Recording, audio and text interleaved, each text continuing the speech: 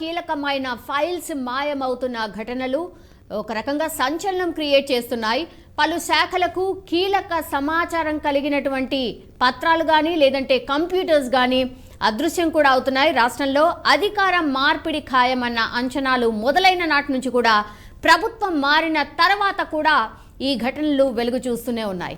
ఇప్పటికే మాజీ మంత్రులు తలసాని అండ్ సబితా ఇంద్రారెడ్డి కార్యాలయాల్లో కీలకమైన ఫైల్స్ అదృశ్యం కాగా తాజాగా కరీంనగర్ ఇరిగేషన్ డిపార్ట్మెంట్లో కీలకమైన సమాచారం నిక్షిప్తం చేసిన 5 కంప్యూటర్స్ అండ్ ఎలక్ట్రానిక్ పరికరాలను దొంగలు ఎత్తుకెళ్లిపోయారు. అండ్ ఇప్పుడు మిడ్ మానేరు రివర్ ఫ్రంట్ కి సంబంధించిన ఫైల్స్ మిస్ అయ్యాయని వార్తలు వినిపిస్తున్నాయి. మాట్లాడదాం. మనతో పాటు ఉన్నారు ఇన్పుట్ ఎడిటర్ సంజయ్. వరుసగా ఇట్లాంటి ఘటనలు జరగడం ఏంటి? ప్రభుత్వం మార్పిడి కంటే ముందు, మార్పిడి తర్వాత ఇట్లా శాఖలకు సంబంధించిన ఫైల్స్ మాయమవుతున్నాయి, కంప్యూటర్స్ మాయమవుతున్నాయి, ఎవరో వచ్చి ఎత్తుకెళ్ళిపోతున్నారు. ఏం జరుగుతోంది అసలు? సౌమ్య, మొత్తం మీద కొత్తగా కొలువుదీరిన ప్రభుత్వము నెల రోజులు కావస్తుంది. గతం నుంచి అంటే గత నెల 3వ తేదీ నుంచి ఇప్పటి వరకు ఫైల్స్ మాయాల వెనుక మాయమవుతున్నాయనేసి రాష్ట్రంలో అది సెక్రటరీకి సంబంధించినటువంటి అధికారులు ఇప్పటికే పలు సందర్భాల్లో ఈ డిపార్ట్మెంట్లకు సంబంధించినటువంటి ఫైల్స్ మాయమవుతున్నాయి, ఆటోలో తరలిస్తున్నారు, రకరకాలుగా ఎత్తుకెళ్తున్నారు అనేసి బాగా షికార్లు చేశాయి. పుకార్లే కాదు, ఇవి నిజంగా కూడా విజువల్స్ తోటి ఆటోలో తీసుకెళ్లే విజువల్స్ కూడా మనకు దొరికిన అంశం అయితే చాలా స్పష్టంగా కనిపిస్తుంది. ఎప్పుడైతే లాస్ట్ మంత్ 7వ డేట్ నాడు రేవంత్ రెడ్డి ప్రమాణ స్వీకారం చేసినప్పటి నుంచి ఇప్పటి వరకు చాలా సందర్భాల్లో ఫైల్స్ మిస్ అయిన దాఖలాలు అది సిఎస్ దృష్టికి వచ్చాయి. అదేవిధంగా ముఖ్యమంత్రి రేవంత్ రెడ్డి దృష్టికి వచ్చిన సందర్భాలు చాలానే ఉన్నాయి. గతంలో విద్యాశాఖకు సంబంధించినటువంటి అప్పుడు విద్యాశాఖ మంత్రి ఉన్నటువంటి సబితా ఇంద్రారెడ్డి ఆమె ఆఫీస్ ఎక్కడైతే మన ఎల్బీ స్టేడియం పక్కన ఉన్నటువంటి ఆఫీసులో ఆమె ఆఫీస్ నుండి ఆటోలో నేరుగా కొన్ని ఫైల్స్ని ఎత్తుకెళ్లారు అనేసి కొన్ని మనం విజువల్స్లో చూడడం జరిగింది. అందులో భాగంగా అది గడిచిన 2 రోజుల తర్వాతనే తలసాని శ్రీనివాస్ యాదవ్ ఆయన పశుసంవర్ధక శాఖ మంత్రిగా వ్యవహరించారు. పశుసంవర్ధక శాఖకు ఉన్నటువంటి డైరెక్టర్ ఆఫీసు ఏదైతే మాసప్ ట్యాంకులు ఉందో ఆ మాసప్ ట్యాంకులో ఉన్నటువంటి అంటే ఈ పశుసంవర్ధక శాఖ, అదేవిధంగా ఫిష్ అండ్ గోడ్స్, అదేవిధంగా సిప్ కార్పొరేషన్కి సంబంధించినటువంటి ఫైల్స్ అన్నీ అక్కడ ఉండడంతో ఎప్పుడైతే ప్రభుత్వం మారిందో ఆ వెంటనే వీళ్ళు ఫైల్స్ని అంటే ఆ విభాగాలకు సంబంధించినటువంటి ముఖ్యమైన ఫైల్స్ని అంటే దాచిపెట్టడానికి ఎక్కడైతే అక్రమాలు జరిగావో, ఎక్కడైతే తన సొంత మనుషులకు కట్టబెట్టారో అనే ఈ ఫైల్స్లో సంక్షిప్తమైందని తెలుసుకున్న వెంటనే అక్కడ ఉన్నటువంటి కొంతమంది అధికారులు కావచ్చు, తలసాని శ్రీనివాస్ యాదవ్కు సంబంధించినటువంటి పిఏ కమ్ ఓఎస్డీగా ఉన్నటువంటి పవన్ కళ్యాణ్ గౌడ్ కావచ్చు, ఈ ఫైల్స్ని ఎత్తుకెళ్లారు, వేరే జాగాలకు తరలించారనే ఉద్దేశంతో అతని పైన చీటింగ్ కేసు కూడా బుక్ అయింది. అతని పైన ఒక ఎఫ్ఐఆర్ నాంపల్లి పోలీస్ స్టేషన్లో ఒక ఎఫ్ఐఆర్ కూడా బుక్ అయింది. ఇలాంటి సంఘటనలు మరొక ముందే ఇప్పుడు వచ్చేసి కరీంనగర్ జిల్లాకు సంబంధించి ఇరిగేషన్ డిపార్ట్మెంట్లో ఉన్నటువంటి ఒక 2 హార్డ్ డిస్కులు అదేవిధంగా కంప్యూటర్స్ని ఎత్తుకెళ్లారు. అవి మాయమైపోయాయి. రాత్రికి రాత్రే మాయమయ్యే విషయానికి ఒక వార్త వెలుగులోకి వచ్చిన వెంటనే ఈరోజు ఎక్కడైతే మన ఇంత ముందుకు కాళేశ్వరం ప్రాజెక్టుకు సంబంధించినటువంటి మిడ్ మానేర్ ఏదైతే ఉందో ఈ మిడ్ మానేర్లో జరిగినటువంటి అవకతవకలు అంటున్నారు. ఇప్పుడున్నటువంటి అధికార పార్టీకి సంబంధించినటువంటి కొంతమంది కాంగ్రెస్ నేతలు చెప్తున్న అంశం ఏంటంటే ఇలాంటి కాళేశ్వరం ప్రాజెక్టులో ఉన్నటువంటి కొన్ని కీలకమైనటువంటి పత్రాలను మాయం చేశారు. ఆ పత్రాలు ఇప్పటివరకు కూడా సిఎస్కి అందలేదు.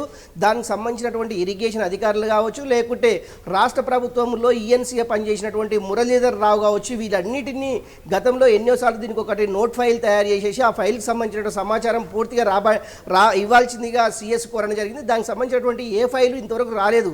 అందులో భాగంగానే మిడ్ మానేర్కి సంబంధించినటువంటి ఫైల్ మాయమైనట్లు ఇప్పుడు అధికారుల నుంచి ఇప్పటివరకు స్పష్టత రాకపోవడంతో ఇక్కడ ఉన్నటువంటి కొంతమంది కాంగ్రెస్ పార్టీకి సంబంధించినట్టు కావచ్చు, లేకుంటే ఇరిగేషన్ డిపార్ట్మెంట్లో పనిచేసినటువంటి కొంతమంది అంటే అక్కడ సీనియర్స్ ఉన్నటువంటి అధికారులు కావచ్చు, ఈ ఫైల్స్ ఆల్రెడీ మాయమైపోయావి, దీన్ని ఎప్పుడైతే తీసుకెళ్లారు అనేసి అంటే కొంత ఆఫ్ ది రికార్డులో వాళ్ళు చెప్పడం జరుగుతుంది. నిజంగా కూడా ఈ ఫైల్స్ మాయమయ్యడానికి ఆంతర్యం ఏంటి, నిజంగా ఎందుకు ఇలాంటి ఈ దుశ్చర్యలకు పాల్పడుతున్నారా అనే అంశంలో దీనిపైన రేవంత్ రెడ్డి ఒక రివ్యూ నిర్వహించారు. ఇది ఆయన ఎప్పుడైతే గత నెల 7వ డేట్ నాడు ప్రమాణ స్వీకారం చేశారో ఆ జరిగిన ఏంటంటే దీనిపైన ఒక రివ్యూ నిర్వహించేసి సిఎస్ కూడా కొన్ని సర్క్యులేట్ చేసేది. అంటే ఏ ప్రభుత్వానికి సంబంధించినటువంటి ఫైల్స్ ఏవి కూడా బయటికి వెళ్ళరాదనేసి ఆమె ఒక సర్కిల్ ఆర్డర్ చేసింది. ఆ సర్కిల్ని ఎవరు కూడా పట్టించుకునే దాఖలాలు కనిపించలేదు. ఎందుకంటే నిజంగా కూడా ఒక సిఎస్ ఇచ్చినటువంటి సర్కిల్లో కూడా ఇలాంటి అవకతవకలు జరిగావి, అధికారులు ఇలాంటి అంటే మోసాలకు పాల్పడుతున్నారనేసి ఆమె దృష్టికి వచ్చిన సంఘటనలు అయితే చాలా ఉన్నాయి. ఆమె సెక్రటరీలో పనిచేస్తున్నటువంటి ప్రిన్సిపాల్ సెక్రటరీ స్థాయి అధికారులకు కూడా ఆమె ఒక సర్క్యులేట్ అది ఇష్యూ చేసింది. కాకపోతే అధికారులు దీనిపైన పట్టించుకోపోలేదు కదా, దానిపైన కనీసము ఒక రివ్యూ సమావేశం ఏర్పాటు చేసి ఆ ఫైళ్ళకు సంబంధించినటువంటి సమాచారాన్ని రాష్ట్ర ప్రభుత్వానికి ఇప్పటి వరకు ఇవ్వలేదు. అంటే రాష్ట్ర ప్రభుత్వంలో జరుగుతున్నటువంటి అప్పుడు గతంలో ఉన్నటువంటి ప్రభుత్వం జరిగినటువంటి అవినీతి కావచ్చు, అవినీతి ఆరోపణలు కావచ్చు, వాళ్ళు చేస్తున్నటువంటి అక్రమాలు కావచ్చు, వీటన్నిటికీ ఈ ఫైల్స్ మాయమే ఉదాహరణ అని చెప్పుకోవచ్చు. నిజంగా కూడా ఈ ఫైల్స్ వెనక ఎక్కడెక్కడ మాయమవుతున్నవి, దీంట్లో ఎవరెవరు హస్తం ఉంది, ఏ అధికారులు హస్తం ఉంది, మంత్రులు ఎవరైనా ఇందులో ఇన్వాల్వ్మెంట్ ఉండరా అనే కోణంలో ఆల్రెడీ దీనిపైన ఒక సిట్ ఏర్పాటు చేయడానికి ముఖ్యమంత్రి ఉన్నటువంటి రేవంత్ రెడ్డి దీనిపైన ఒక సిట్ ఏర్పాటు చేసేసి ఈ ఫైళ్ళ మాయాలను వెనుక ఒక సమాచారాన్ని రాబట్టుకునే అవకాశం అయితే చాలా స్పష్టంగా ఉంది. కానీ ఆల్రెడీ 1 month నుంచే ఇదంతా కూడా జరుగుతోంది, రోజుకో వార్త బయటకు వస్తుంది. అయినా సరే ఫైల్స్ మాయమవ్వడం అనే వార్త కావచ్చు, లేదంటే అగ్ని ప్రమాదాల్లో కాలిపోతున్నాయి అనే వార్తలు కావచ్చు, కంటిన్యూషన్గా వింటూనే ఉన్నాం. సో అంటే ఇన్ఫర్మేషన్ ఎంత కీలకంగా ఉండాలి, అట్లాంటి ఇన్ఫర్మేషనే కాలిపోతుంది లేదంటే మాయమైపోతున్నాయి. ఇంకా ఎంత సీరియస్గా దృష్టి పెట్టాల్సిన అవసరం ఉంది. సమీక్ష సమావేశాలు జరిగినప్పుడు మరి ఒక ఇన్ఫర్మేషన్ కావాలంటే ఈ ఫైల్సే కదా కీలకం. ఇవన్నీ మాయమవుతుంటే మరి ఇంకెంత సీరియస్గా దృష్టి పెట్టాల్సిన అవసరం ఉంది సంజయ్? ఒకటి సౌమ్య, అంటే ఇక జరుగుతున్నటువంటి మనకు కళ్ళకు కట్టినట్టుగా కనిపిస్తున్నటువంటి అంశం ఏంటంటే గత ప్రభుత్వంలో జరిగినటువంటి అవినీతి ఆరోపణలు కానివ్వండి, అక్రమ లావార్జనాలు కావచ్చు, లావాదేవీలు కావచ్చు, వీటన్నిటినీ గతంలో మళ్ళీ మేమే అధికారంలోకి వస్తామనేసి ఏ భ్రమలో ఉన్నారో అప్పుడు ఉన్నటువంటి బీఆర్ఎస్ పార్టీకి సంబంధించినటువంటి అధికారులు వాటిని ఎక్కడైతే అక్రమాలకు పాల్పడుతున్నామని తెలిసినా కూడా వాళ్ళు ఆ ఫైల్స్ని అక్కడే నెగ్లిజెన్స్ చేసేసి ఆ ఫైల్స్ని అక్కడే ఆపేసి మళ్ళీ ప్రభుత్వం వస్తే మళ్ళీ చూసుకుందాములే అనే భ్రమలో ఉండడంతో ఎప్పుడైతే డిసెంబర్ 3వ డేట్ నాడు కాంగ్రెస్ ప్రభుత్వం గెలిచి అధికారం చేపట్టే దిశగా వెలువడిందో ఆ వెంటనే అధికారులు, అప్పుడు అవినీతికి పాల్పడ్డటువంటి అధికారులు కావచ్చు, అప్పుడు అవినీతికి పడ్డటువంటి మంత్రులు కావచ్చు, రకరకాల అధికారులు ఈ యొక్క అక్రమాలకు పాల్పడని తెలిసిన వెంటనే ఆ ఫైల్స్కి సంబంధించినటువంటి హార్డ్ డిస్క్లకు సంబంధించినటువంటి అంశాలు ఏది కూడా ఇప్పుడు ఉన్న ప్రభుత్వ అధికారులకు దొరకొద్దు, ఈ ప్రభుత్వ చేతికి దొరికినట్లయితే మేము జైలు పాలవుతామనేసి ఒక ఉద్దేశంతో ఆ ఫైల్స్ని మాయం చేయడం వెనుక ఈ ఆంతర్యం అనేది స్పష్టంగా కనిపిస్తుంది. వీటన్నిటితో పాటు అదేవిధంగా టూరిజంకి సంబంధించినటువంటి ఏకంగా 4వ ఫ్లోర్లోనే ఆయన షార్ట్ సర్క్యూట్ అనే పేరుతోటి ఆ ఫైల్స్ని మొత్తం తగులబెట్టడం జరిగింది. దీనిపైన అప్పటికే ప్రమాణ స్వీకారం చేసిన వెంటనే రేవంత్ రెడ్డి దీనిపైన అంటే టూరిజం సంబంధించినటువంటి సమగ్ర నివేదిక సమర్పించాలనేసి సిఎస్ కోరడం జరిగింది. అక్కడ ఉన్నటువంటి సిఎస్ అధికారులకి ఇప్పటి వరకు కూడా టూరిజం సంబంధించినటువంటి ఫైల్స్ కానివ్వండి, అక్కడ ఎలాంటి ఫైల్స్ కాలిపోయావి, అది కాలి బూడిదయ్యావి, ఏ హార్డ్ డిస్క్లు అందులో అది కాలి బూడిదయ్యావి అనే అంశం ఇప్పటికి కూడా టూరిజం సంబంధించినటువంటి అధికారులు కావచ్చు, టూరిజం సంబంధించినటువంటి ఆఫీసర్స్ కావచ్చు, ఎవరు కూడా దీనిపైన నివేదిక ఇవ్వలేదు అనేసి సెక్రటేరియట్ వర్గాలు అయితే ఆఫ్ ది రికార్డులో చెప్తున్నటువంటి అంశము. నిజంగా కూడా ఈ ఫైల్స్ మాయము, అదేవిధంగా హార్డ్ డిస్క్ల గోల్మాలు, అదేవిధంగా ఈ యొక్క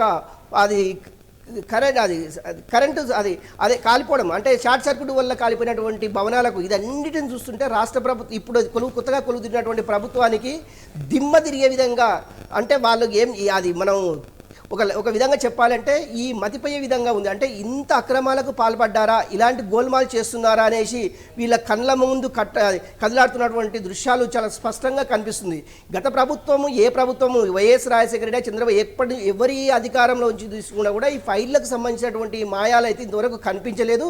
ఓన్లీ బీఆర్ఎస్కు అప్పటిగా గత ప్రభుత్వం పనిచేసినటువంటి అధికారులు ఈ ఫైల్స్ని మాయం చేయడం వెనుక కొంత ఆంతర్యం ఏంటి, అసలు దీని వెనుక ఉన్నటువంటి పెద్దలు ఎవరు, అధికారులు ఎవరు అనే కోణంలో రాష్ట్ర ప్రభుత్వం ఇప్పుడు ఉన్నటువంటి కొత్తగా కొలుదినటువంటి ముఖ్యమంత్రి ఉన్నటువంటి రేవంత్ రెడ్డి దీనిపైన సిఎస్ని కోరడం జరిగింది. నిజంగా కూడా సిఎస్ శాంతకుమారి దీనిపైన అంటే చాలాసార్లు ఆమె ఫైల్స్ని సర్క్యులేట్ చేయడం జరిగింది.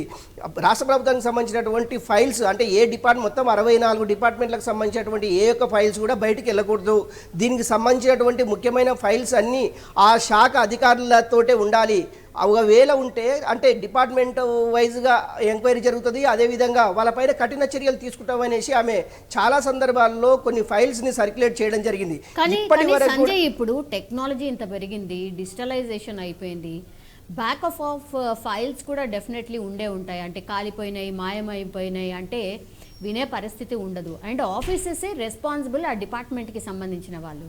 ఆదేశాలు ఇచ్చినా వినకపోతే, ముఖ్యమంత్రి గారు చెప్పినా వినకపోతే మరి ఏం చేయాలి? ఒకటి ప్రజలైతే కోరుకుంటున్నారు, అంటే అసలు ఇవెందుకు మాయమవుతున్నాయి, అసలు ఎవరు తీసుకెళ్ళిపోతున్నారు, సీసీ కెమెరా ఫుటేజ్ కూడా ఉంటుంది కదా, ఇవన్నీ బయట పెట్టే ఛాన్సెస్ ఎంతవరకు ఉన్నాయి?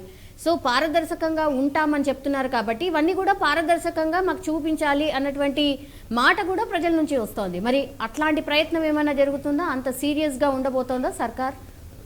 ఒకటి, ముఖ్యమంత్రి రేవంత్ రెడ్డి దీనిపైన 2-3 సార్లు రివ్యూ పెట్టడం జరిగింది. దీంట్లో ప్రిన్సిపాల్ సెక్రటరీ సిఎస్తో పాటు ప్రిన్సిపాల్ సెక్రటరీలకు సంబంధించినటువంటి అధికారులు సీఎం తోటి కూర్చొని ఓన్లీ దీనిపైనే ఫైల్స్ మాయమవుతున్నటువంటి సందర్భానికి సంబంధించిందే గంటల తరబడి దీనిపైన డిస్కస్ చేయడం జరిగింది.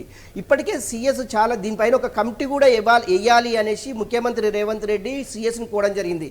ఇందులో ఎవరెవరు ఉంటే బాగుంటుంది, ఈ ఫైల్స్కి మిస్సింగ్ సంబంధించింది గత ప్రభుత్వము అవకతవకలకు ఏ విధంగా పాల్పడ్డదనే అంశం మీద ఒక కమిటీ ఏర్పాటు చేసి ఈ కమిటీ ఇచ్చే ఆధారంగా వాళ్ళకి ఎలాంటి శిక్ష, నిజంగా కూడా ఇందులో ఎవరెవరు పార్టిసిపేట్ చేశారు, నిజంగా ఈ ఫైల్స్ మాయాజలం వెనుక ఎవరెవరు హస్తం ఉంది అనే కోణంలో ఆలోచించాలి, ఆ కోణంలో ఎంక్వైరీ చేయాలి, విచారించిస్తే ఎంత పెద్దవాళ్ళైనా కూడా వదిలిపెట్టే ప్రసక్తే లేదు అనేసి ఇప్పటికే ముఖ్యమంత్రి రేవంత్ రెడ్డి స్పష్టం చేయడం జరిగింది.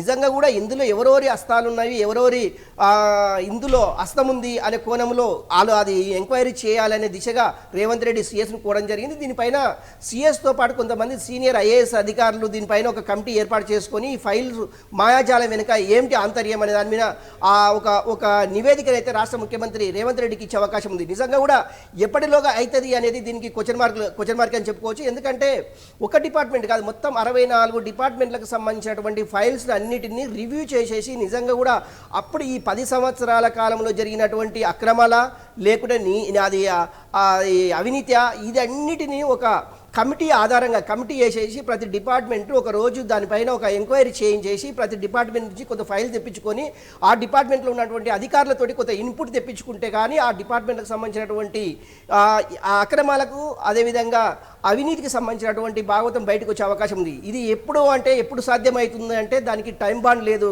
సౌమ్య. ఎందుకంటే రాష్ట్ర ప్రభుత్వము చేసేటటువంటి స్పీడప్ పైన ఉంటుంది, ఆ ఏసే కమిటీలో అధికారుల పైన డిపెండ్ అయి ఉంటుంది. ఈ అధికారులు ఏ విధంగా విచారిస్తారో ఆ విచారణ ఆధారంగానే ఇందులో ఎంతమంది అక్రమాలకు పాల్పడ్డారు, ఎవరెవరు ఎక్కడెక్కడ పాల్పడ్డారు అనే అంశం క్లుప్తంగా బయటకు వచ్చే అవకాశం ఉంది. అంతవరకు వెయిట్ చేయవలసిన అంశం అయితే ఎంతైనా ఉంది సౌమ్య. ఆల్రైట్ సంజయ్, మొత్తం మీద అది ప్రభుత్వ కార్యాలయాల్లో ఫైల్స్ మాయం కావడం అండ్ అగ్ని ప్రమాదాల్లో కాలిపోవడం వెనక అనేక అనుమానాలు అయితే వ్యక్తమవుతూ ఉన్నాయి. గత కేసీఆర్ సర్కార్ అవినీతి భాగోతం బయటపడుతుందనే ఆయా శాఖలతో సంబంధం కలిగిన నేతలు కావాలనే ఇదంతా చేయిస్తున్నారా అనే సందేహాలు కూడా వ్యక్తమవుతున్నాయి. లేకపోతే గతంలో ఎన్నడూ లేని విధంగా గవర్నమెంట్ ఆఫీసుల నుంచి ఒక్కో డిపార్ట్మెంట్లో డాటా మాయం అవుతూ ఉండడం వెనక మతలబు ఏంటి అనే చర్చ అయితే ఇప్పుడు జోరుగా జరుగుతోంది. కేసీఆర్ హయాంలో జరిగిన అవినీతి బండారాన్ని బయట పెడతామని కాంగ్రెస్ ప్రభుత్వం పదే చెప్తోంది. కాబట్టి ఈ క్రమంలోనే గత ప్రభుత్వం తీవ్రమైన ఆరోపణలు ఎదుర్కొన్న శాఖలకు సంబంధించిన కార్యాలయంలో ఫైల్స్ మాయం అవుతూ ఉండడం ఇప్పుడు చర్చనీయాంశంగా మారుతోంది. మరి గవర్నమెంట్ ఎంత సీరియస్గా ఉండబోతోంది, ఈ ఫైల్స్ ఏవైతే మాయమయ్యాయో మరి వాటికి సంబంధించిన డాటాని మళ్ళీ ఎట్లా రికవర్ చేయబోతోంది అనేది చూడాల్సిందే. Thank you for watching.